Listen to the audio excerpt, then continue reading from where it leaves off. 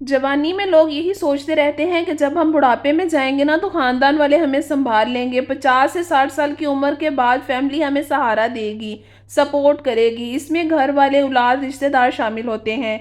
ये भी बात सच है कि फैमिली की बहुत अहमियत है, सपोर्ट होती है, पर असल सहारे कुछ और ही हैं। खानदान और घर वाले कभी ना कभी आपको लाजमी तौर पर हर्ट कर देंगे, ये लाजमी बात है। आज हम जिन सहारों की, जिन पिलर्स की बात करने वाले हैं, वो बहुत ही अहम है। अस्सलाम वालेकुम, welcome back to the channel. I hope कि आप सभी लोग बिल्कुल ठीक होंगे। बात कर लेते हैं उन 5 पिलर्स की, जिनमें सबसे पहले टॉप ऑफ द लिस्ट है आपकी हेल्थ।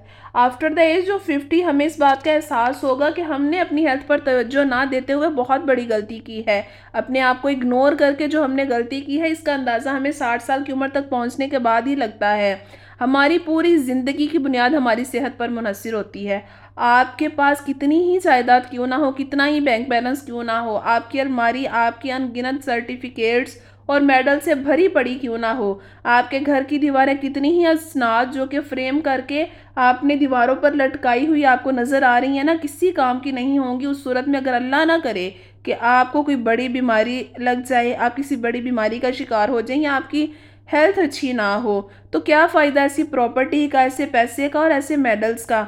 बहुत ही कम लोग ऐसे होते हैं जो अपनी हेल्थ को लेकर कॉन्शियस होते हैं और ज़िंदगी के उस हिस्से में भी तवाना और सेहतमंद होते हैं, क्योंकि इन्होंने अपना ख्याल शुरू से ही रखा होता है।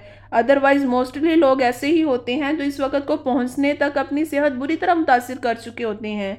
सो इस पछतावे से बचने के लिए ज़रूरी है कि अगर आप 30 या 40 के हैं तब भी आज से ही अपना ख्याल रखना शुरू कर दें।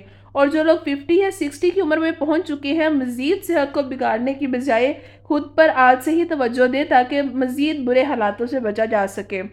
जवानी में ही अपनी सेहत का ख्याल रखें, क्योंकि बढ़ती उम्र के साथ आप खुराक सिर्फ सरवाइव करने के लिए ही ले रहे होते हैं, इससे फ़ायदा तो हासिल नहीं होता। आप कितने ही अमीर क्यों ना हों, फिर आपकी सेहत जो है ना वो वापस नहीं आएगी। आप अपनी सेहत को ख़रीद नहीं सकते और ना ही किसी से सेहत व तंदुरुस्ती उधार मांग सकते हैं। Second pillar, mental and emotional health. चुप रहने के बहुत से फ़ायदे हैं। ज़िंदगी के उस हिस्से में अपने इमोशंस का खास ख्याल रखें, अपनी मेंटल हेल्थ पर फोकस करें। ख्वाहिशात की कोई उम्र नहीं होती, खुद को कमरे में बंद ना कर लें, नेचर से कनेक्टेड रहें, छोटों से इज्जत करवाएं, दूसरों के इमोशंस की भी कदर करें ताकि आप दूसरों से रिस्पेक्ट हासिल कर सकें। उस उम्र में रिस्पेक्ट का लेवल ही अलग होता है। इस उम्र में आप गलत बर्ताव बर्दाश्त नहीं कर पाते और इसको बर्दाश्त करना बहुत मुश्किल हो जाता है।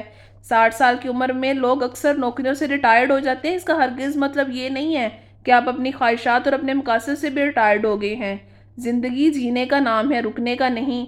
फारिग रहना भी एज सच एक बीमारी है, इसलिए खुद को बिज़ी रखें। खुद को मसरूफ़ रखना भी खुशगवार ज़िंदगी की अलामत है। सो अपनी ख्वाहिशात और मकासद को ख़त्म ना करें।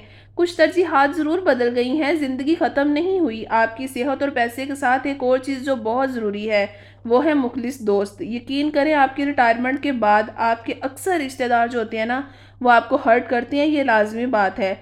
जब आपके पास वो फाइनेंशियल स्टेटस ना होगा जो जवानी में था, तब बहुत से रिश्ते ख़त्म हो जाते हैं। आपका हकीकी दोस्त, मुखलिस दोस्त उस उम्र में भी आपका साथ देगा, इसलिए अपने हकीकी दोस्तों को संभाल के रखेंगे। दोस्त आपका हमसफ़र हो सकता है और होगा भी यही, क्योंकि एट द एंड उसी ने ही आपका साथ देना होता है। माली खुद मुख्तारी। अक्सर लोग अपना सब कुछ ही अपनी ज़िंदगी में बांट देते हैं। ऐसा ना करें। वो ये सोचते हैं कि हमने अपनी ज़िंदगी गुजार ली है, अब हमें इसकी ज़रूरत नहीं है। ऐसा बिल्कुल भी ना करें। अपना बैंक बैलेंस रखें, अपने नाम पर कुछ ना कुछ प्रॉपर्टी लाजमी रखें।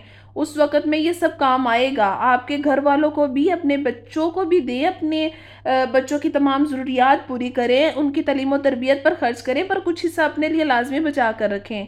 इसका फ़ायदा ये होगा कि आप खुलकर अपने लिए बात कर पाएंगे। पैसा बड़ी चीज़ है। सिर्फ एक बात हकीकत है कि आप पैसे से सेहत नहीं खरीद सकते, लेकिन उस वक़्त में बहुत सी चीज़ों में पैसा भी काम आएगा। ये एक फ़ितरी बात है कि अगर आपके पास कुछ होगा, आप अपने लिए अगर पैसा बचा कर आपने रखा होगा ना, तो आप में कुदरती तौर पर जुर्रत होगी।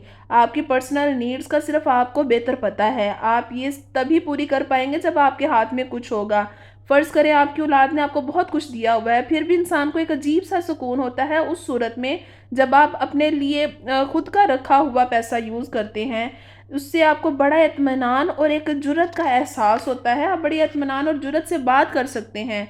اس سے آپ کو قدرتی طور پر ایک سکون ملتا ہے، ایک جرأت ہوتی ہے، اور اگر آپ کے پاس کچھ نہ ہوگا، آپ ایک ایک روپے کے لیے اگر آپ کو کسی سے مانگنا پڑے گا نا، تو آپ عجیب خوف کا شکار رہیں گے۔ ہر کام کے لیے آپ کو دوسروں سے اجازت لینی پڑے گی اور زندگی سمجھ لے ختم ہو گئی۔ مالی طور پر مضبوط ہونا بہت اہم ضرورت ہے، لازمی ہے۔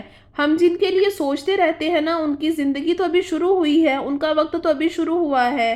یہ لوگ سٹرگل کر کے بہت کچھ حاصل کر لیں گے، بٹ جو لوگ بوڑھے ہو گئے ہیں نا، ان کو خوشیاں سمیٹنے کی ضرورت ہے۔